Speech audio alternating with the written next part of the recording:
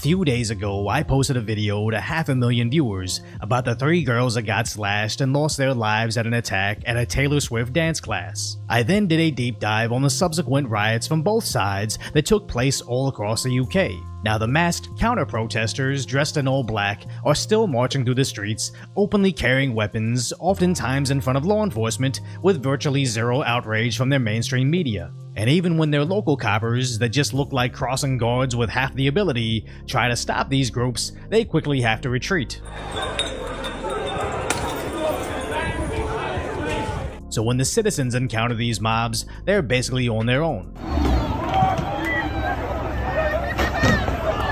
But apparently, if someone like me shares this footage with you, they'll throw me in jail. The offence of incitement to racial hatred involves publishing or distributing material which is insulting or abusive, which is intended to or likely to start racial hatred. So if you retweet that, then you're republishing that, and then potentially you're committing that offence. And we do have dedicated police officers who are scouring social media. Their job is to look for this material and then follow up with identification, arrests, and so forth. And these aren't idle threats, they're legit imprisoning people in expedited trials. You have been committed for sentence, having pleaded guilty to an offence of publishing written material which is threatening, abusive, or insulting. You took to social media in order to encourage others towards participation in the attacks. The sentence is one of 20 months imprisonment. And if that's not bad enough, they're actually threatening to extradite and prosecute US citizens too. We will throw the full force of the law at people. And whether you're in this country committing crimes on the streets or committing crimes from further afield online, we will come after you. Even the BBC is reporting on this, stating even people abroad aren't safe from them, as they apparently have prosecutors around the globe.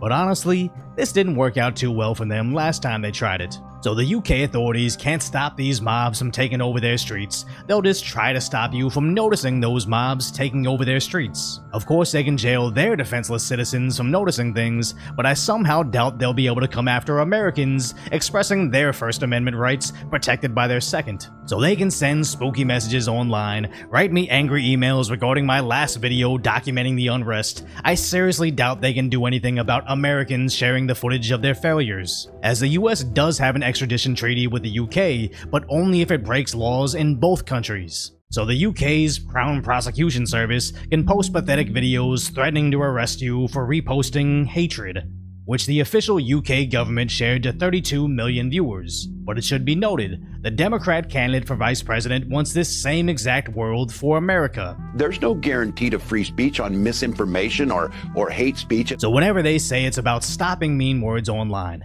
just know it's actually a way for them to stop you from knowing anything inconvenient to them. Because I would somewhat believe them if they were going after anybody that was inciting crimes in their streets. But if they won't even arrest the mobs with machetes, actually chasing down their coppers in the streets, I somehow doubt arresting me in America is going to solve their issues. So are they cracking down on free speech to make the streets safe, or are they cracking down on free speech because they're crumpet communists? Because even though they posted this on Twitter, they blocked anybody from responding to them, and then they went on to attacking Elon Musk. There's a sort of silly argument sometimes about free speech, and Musk is sort of trying to pretend sort of freedom of speech is some absolute right. It's never been an absolute right.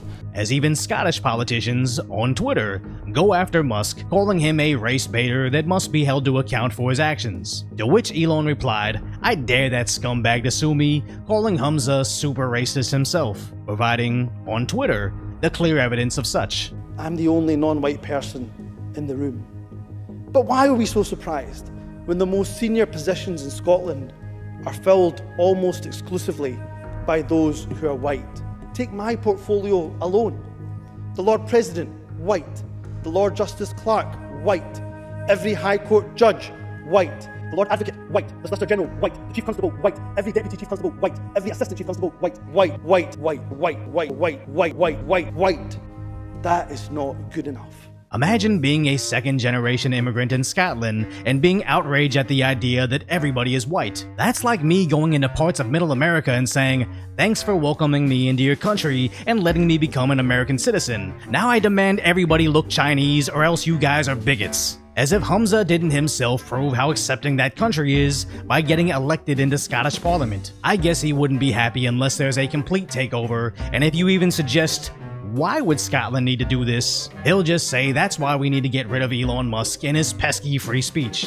As a UK posts about the prison sentences for violent protests, including 7 years for inciting hatred, to which they just handed out a 3-year prison sentence for a social media post. And Viva Frey points out the post was just 3 days ago, meaning he was convicted in just 2 days. With the Telegraph reporting that even witnesses to the riots will be refused bail. And a month ago, they reported how their prime minister cleared out prisons to tackle overcrowding. Never mind the fact that these judges handing out prison sentences to citizens over the protests all seem to have insane histories of being ridiculously lenient on heinous crimes, but suddenly want to clamp down on the rule of the law on these protesters specifically. And if you even notice this, they'll come after you too. And see how through the power of freedom of speech, how alarming this story gets when you even begin to lift the veil. Their justice system seems to be a well-oiled machine when it comes to clamping down on certain citizens rioting in the streets. And like my last video, I admit, there are protesters on the right doing terrible things that need to stop. But the counter-protesters somehow get a pass and oftentimes police protection, to which their police officers openly admit there is two-tiered policing. But the police are under attack for seemingly having,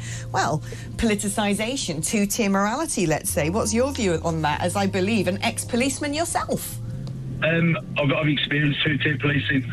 There was riots in Hanford years ago, and then they re-escalated around 2009, 2010. But because of the racial tensions, we were made as police officers to stand in like normal street uniform, with no protective clothing, just round shields. We had people walking past us with baseball bats and machetes, tapping on the shields, and we had to stand there and do nothing. Yet the next weekend you'd be at a football match and no holds barred. And it was like that all the time. It was based in Small Heath in Birmingham, right by the Green Lane Mosque. And you're always told to treat one side of the community one way and the other side completely differently. And unfortunately, this just distracts them from what they really need to be focusing on, the 3 girls that lost their lives at a Taylor Swift dance class, and how we as a society can prevent that from happening again, protecting the next kids. So somehow the powers that be in the UK turned a mass tragedy that everybody should be able to get behind into divisive rioting over their desperate attempt to manipulate the media and the people into thinking the suspect was a Welsh schoolboy that starred in musicals. And when the citizens were upset over this, they didn't backtrack and apologize over their actions. They revealed blatant two-tiered policing and authoritarian censorship that they would even need to enforce in America just to desperately control the narrative that anybody even respects them anymore.